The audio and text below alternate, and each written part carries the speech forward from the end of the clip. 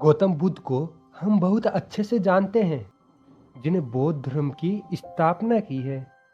राजा सिद्धार्थ के महल के पास एक उद्यान था, जहां पर राजा सिद्धार्थ बैठकर प्रकृति का आनंद लिया करते थे। एक दिन जब वे अपने बगीचे में बैठे हुए थे कि तभी एक घायल हंस उनके पैरों के पास आकर गिर जाता है। उसके शरीर में एक तीर लगा हुआ था। उसे देखने से यह प्रतीत हो रहा था कि किसी ने उसका शिकार किया है। हंस को तकलीफ में देखकर और उसे यह तड़पते हुए देखकर राजा सिद्धार्थ का दिल पिघल गया और उन्होंने उस हंस की सहायता करने की सोची। उन्होंने सबसे पहले उस हंस के शरीर से वह तीर निकाला और घायल जगह पर मलहम लगाकर उसकी पट्टी की। यह सब कर लेने के बाद देवदत्त कुछ खोजता हुआ सिद्धार्थ के पास आया। देवदत्त जैसे ही सिद्धार्थ के पास पहुंचा, उसने कहा, अच्छा तो यह तुम्हारे पास है, लाओ इसे मुझे दे दो। इसका शिकार मैंने किया है। इसका शिकार करने में मुझे बहुत मजा आया। इस पर मेरा अधिकार है। देवदत्त की बात सुनकर सिद्धार्थ ने उससे कहा, नहीं, ये हंस घायल था और ये मेरे पास आया। मैंने इसकी मदद की है और उसकी जान बचाई है, इसलिए इस पर मेरा अधिकार है।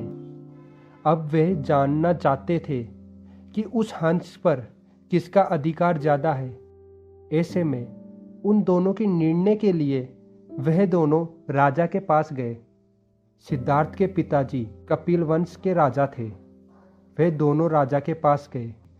राजा के पास पहुंचते ही देवदत्त ने सबसे पहले कहा, महाराज, इस हंस पर सबसे ज़्यादा अधिकार मेरा है, क्योंकि मैंने इसका शिकार किया है।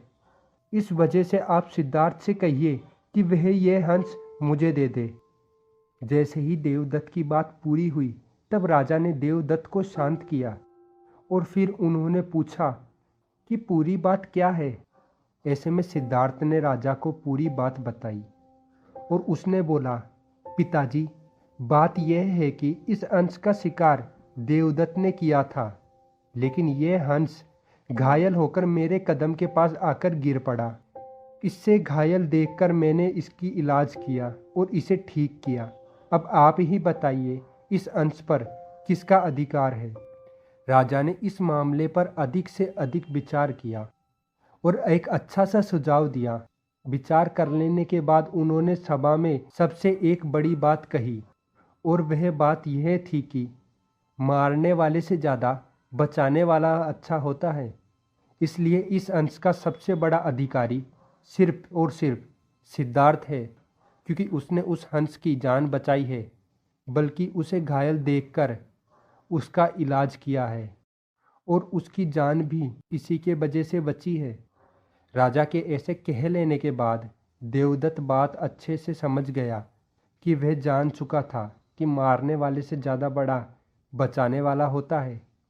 तो इस कहानी से हमें यह समझ में आता है कि मारने वाले से ज़्यादा बचाने वाला बड़ा होता है, और उसका अधिकारी भी मारने वाले से ज़्यादा होता है, और उसका अधिकार भी मारने वाले से ज़्यादा होता है। इसलिए हमें दूसरों की मदद करनी चाहिए और परेशान लोगों की सहायता करनी चाहिए। ऐसा करने से हमें उनके आसपास के समाज को अच्छा और बेहतर कर सकते हैं। एक अच्छा समाज ही अच्छे देश की पहचान होती है। इसलिए आप भी आज से प्रण लीजिए कि आप दूसरों की मदद करेंगे। अगर हम सिद्धार्थ के स्वार्थ की बात करें तो वह बहुत ही शांत है और दूसरों की मदद करता है। उसने हंस को तकलीफ़ में देखकर उसकी मदद करनी चाहिए। इस बात में यह पता चलता है कि सिद्धार्थ को दूसरों की तकलीफ़ को देखा नहीं जाता और वह उनकी मदद कर देता है।